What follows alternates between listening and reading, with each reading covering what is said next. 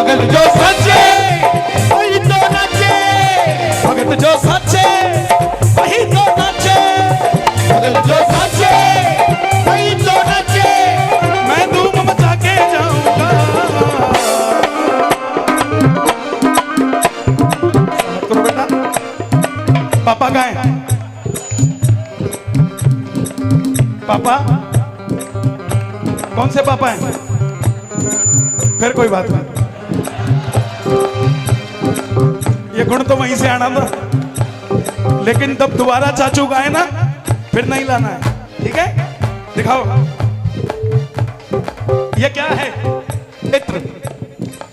बाबा के दरबार में सिर्फ बाबा हकदार है इसका, इंसान हकदार नहीं है। क्यों? जो चीज भगवान पे चढ़ाई जाती है वो भगवान के लिए ही होती है, नहीं तो भजन आपका और हमारा भी हो सकता था, सिर्फ श्याम बाबा का होता। इसका जवाब देता हूं अभी। क्यों चढ़ाते हैं बाबा को इत्र? आओ। बाबा को तो प्रसाद भी चढ़ता है, भगत ही खाता है ना। खाते हैं ना? खाते के नहीं बोलो, आपने हाँ किया ना तो क्यों खाते हो? जब उसने खा लिया आप क्यों खा रहे हो? कभी कभी भगत पे इत्र चढ़ाने से उसको नशा आता है, उसके भजनों में और नशा आता है, क्योंकि जाम है ये इत्र नहीं है, इत्र गायकों ने बना दी है।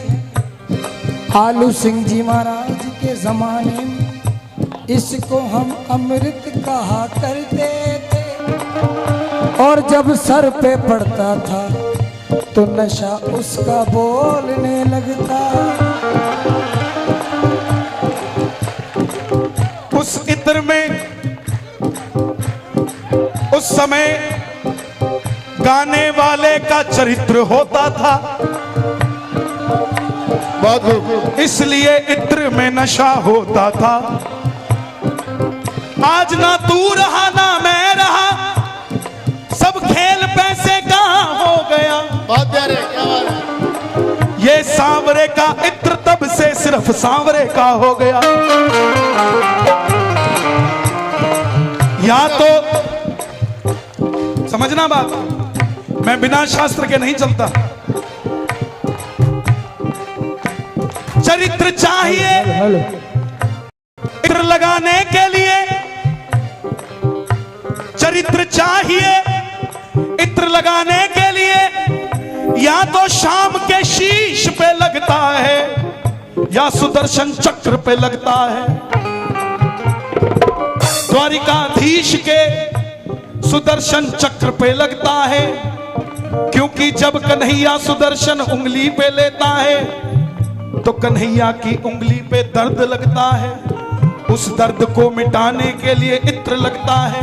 और जब भगत पे ये इत्र लगता है, वो भगत कुछ और होते हैं जिन पर इत्र लगने से भक्तों का काम बनता है।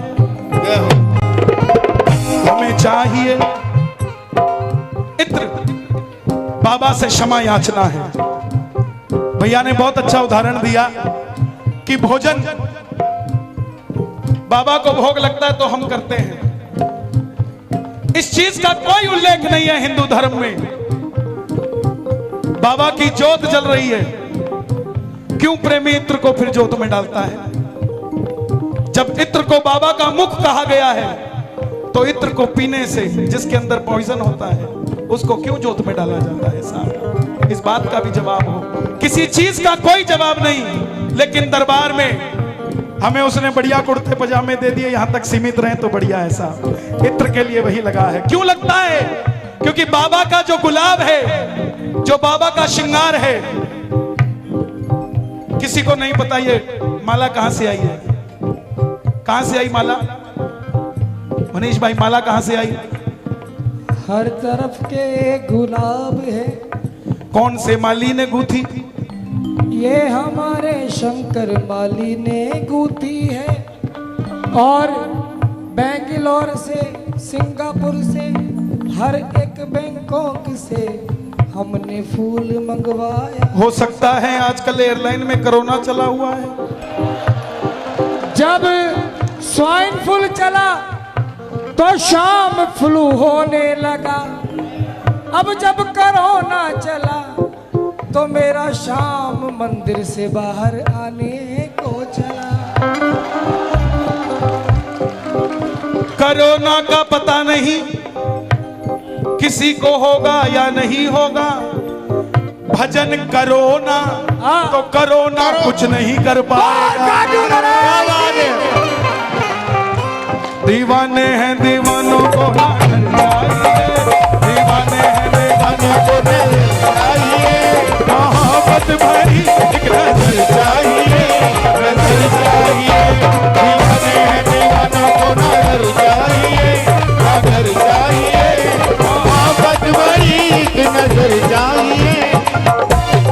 देखिए, इस चीज को आप तकरार मत समझिएगा, मेरी गुजारिश आपसे, इसको तकरार मत समझिएगा।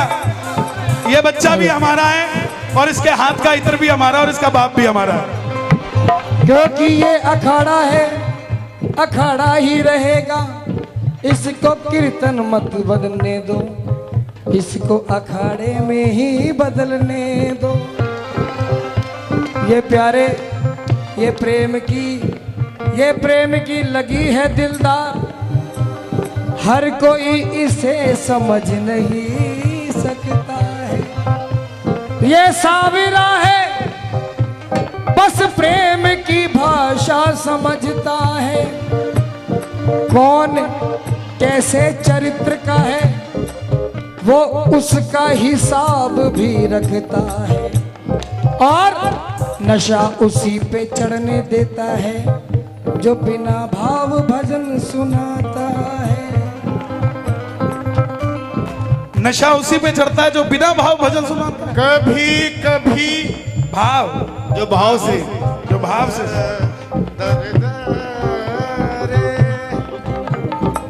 कभी कभी लोहा भी कंचन बन जाता है। कभी कभी ये आई बुजुर्गों की लोहा भी बात। कंचन बन जाता है। ये तन का बहा हुआ पसीना भी चंदन बन जाता है। श्रद्धा से अगर पूछता रहे मनुष्य तो पाप भी एक दिन अभिनंदन बन जाता है। ताजमहल से प्यारा खाटू धाम है, ताजमहल से प्यारा खाटू धाम है। लाल किले से प्यारा तोरण द्वार है, लाल किले से प्यारा तोरण द्वार है। सात अजूबे इस दुनिया में प्यारे हैं, सात अजूबे इस दुनिया में प्यारे हैं। और सबसे प्यारे बाबा शाम हमारे हैं। ताजमहल से प्यारा, लाल किले से प्यारा तोरण द्वार है। ताजमहल से प्यारा खाटू धाम है, लाल किले से प्यारा तोरण द्वार है। अखाड़ा